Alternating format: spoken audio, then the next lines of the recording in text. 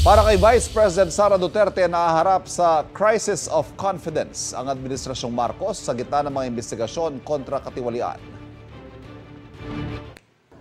The President now faces a profound crisis of confidence, especially in the way these corruption investigations are being handled, which appear to lack both direction and resolve. We also seek clear answers on how a budget that deprived Filipinos of billions and billions of pesos was approved under his watch. Inungkat din ng bise ang anyay pagmanipula ng Kamara sa pondo ng Department of Education nung siya pa ang kalihim nito. Kaisi raw ang bise ng mga Pilipinong dismayado na sa anyay kasakiman ng gobyerno.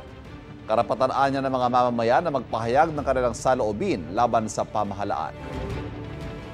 Ipinunto naman uli ng Malacanang na si Pangulong Bongbong Marcos ang nag-umpisa sa mga investigasyon kontra katiwalian.